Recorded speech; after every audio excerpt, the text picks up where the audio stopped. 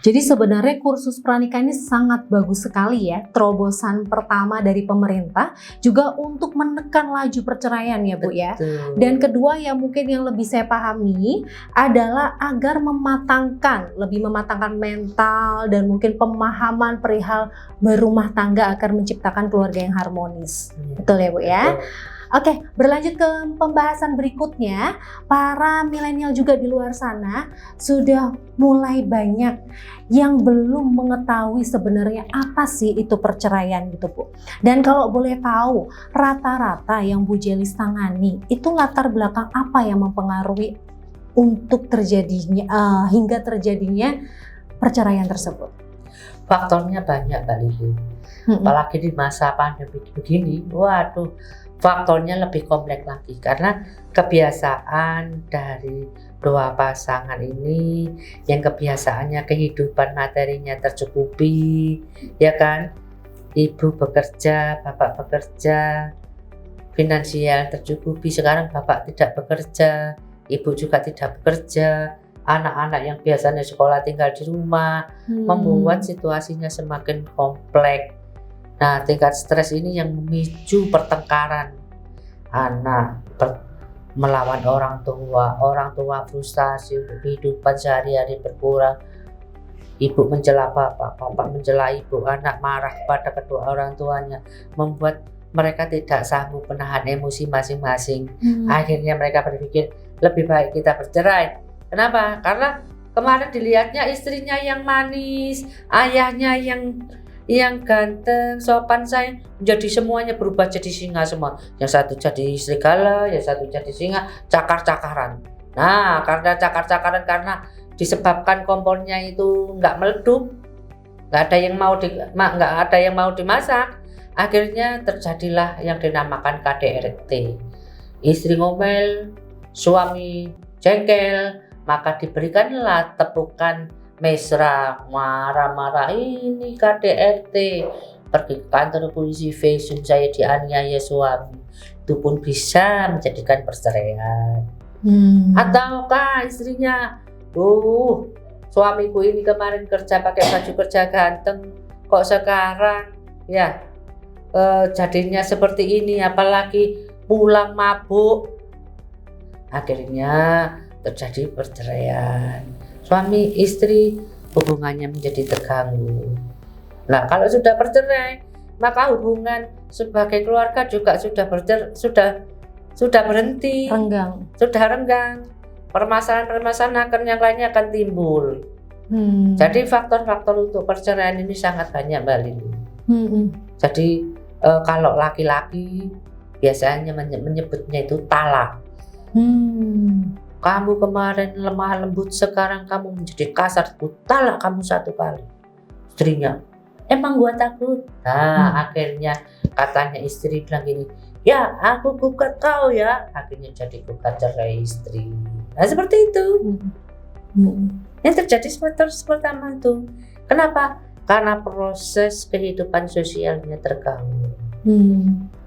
Jadi intinya agar untuk mengurangi terjadinya perceraian baik dari pihak perempuan dan pihak laki-laki, mungkin agar bisa memiliki beberapa ilmu-ilmu juga seperti yang Ibu sebutkan tadi, seperti ilmu untuk mengurangi emosi atau manajemen emosi dengan baik, lalu yang kedua maintenance perekonomian dengan baik ya Bu ya. Terus ketiga mungkin ilmu agama juga perihal pengucapan talak dan lain-lain.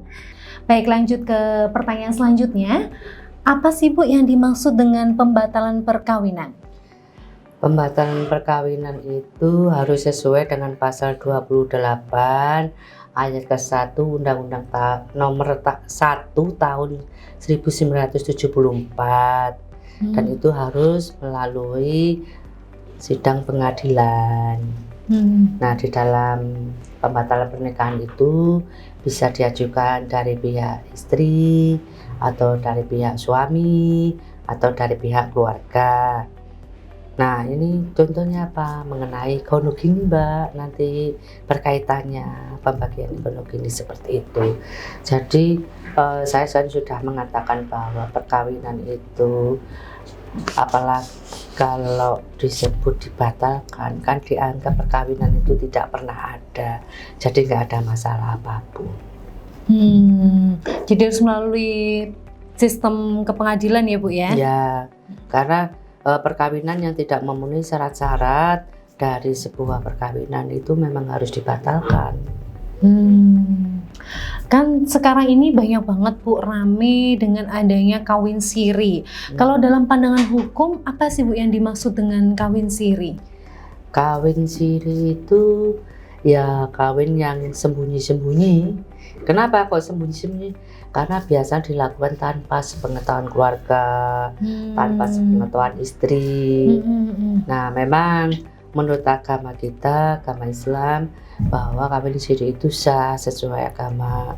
Tapi kita negara Indonesia tidak menganut negara agama, hukum agama, tapi kita ada hukum negara yang tidak mengatur adanya kawin siri.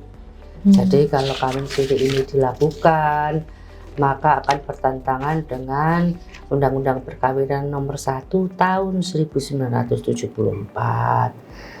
Secara yuridis ya, perkawinan itu ikatan lahir dan batin antara laki-laki dan perempuan ya, untuk membuat sebuah rumah tangga, untuk menjalani sebuah rumah tangga yang sakinah, yang mawaddah ya, sesuai ketuhanan yang Maha Esa.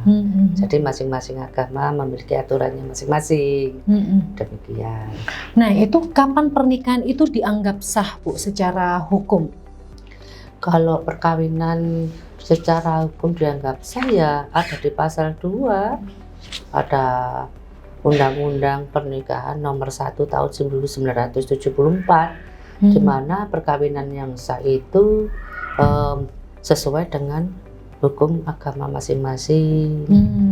Jadi dari perkawinan siri jika mau disahkan tetap harus lewat pengadilan. Betul, ya Bu ya? harus lewat pengadilan dan dicatat dan mendapatkan surat nikah.